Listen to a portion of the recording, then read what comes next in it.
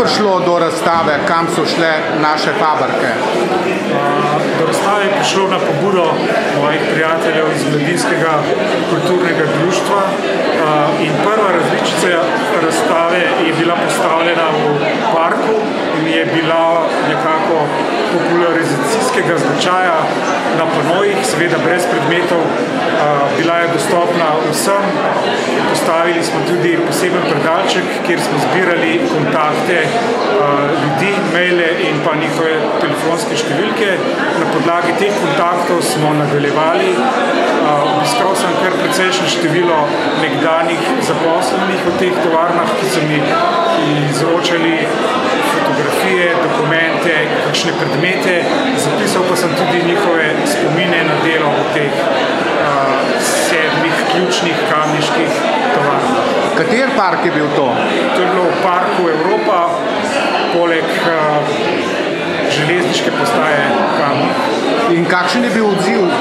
Odziv je bil seveda dosti dober, tudi precej odmevov, precej se je nabralo teh listkov z kontakti.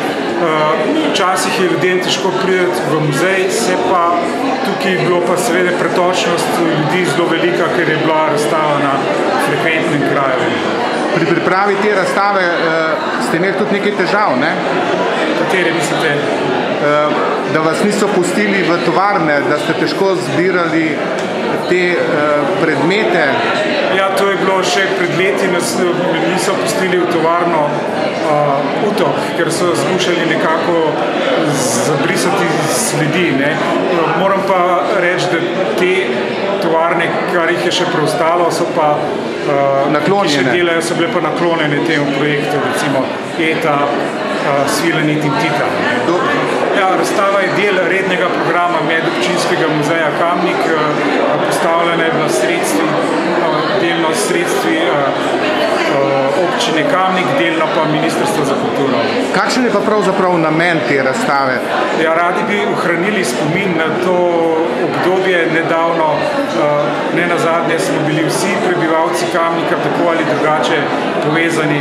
Od njih so pač delali naši starši ali so bili udeleženci sami ali pa se iz njihovih prihodkov denar stekal v proračun za vse ostale tudi družbene dejavnosti. Vse je bilo seveda prepleteno s to tovariško proizvodnjo. In kakšni so načrti? Fajn bi bilo, če bi vsaka tovarna dobila svojo razstavo. Samostojno, gradiva je dovolj, ljudje so še živi, radi zaupajo svoje spomine, tako da je tukaj odprta opcija, da dobi res vsaka fabrika svojo samostojno predstavitev. Na otvoritvi je bilo nekaj rečeno, da bi se te stare fabrike namenile v kulturne namene. Ja, tudi to je opcija. Recimo, moja želja bi bila tudi, da bi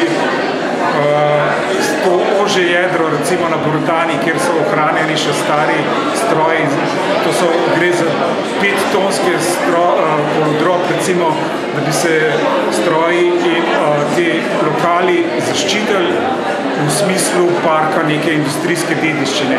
Ne glede na namembnost teh zemljišč, ki jo bodo dobile, bi bilo v vsakem primeru dobro, da se to zaščiti in to bi bila seveda dodana vrednost za karkoli, najbolj športna ali pa rekreativna ali pa kulturna dejavnost. Potem lahko zelo pozitivno zaključiva, da imate vsestransko podporo pri tem projektu. Zaenkrat da, bomo pa videli v prihodnosti.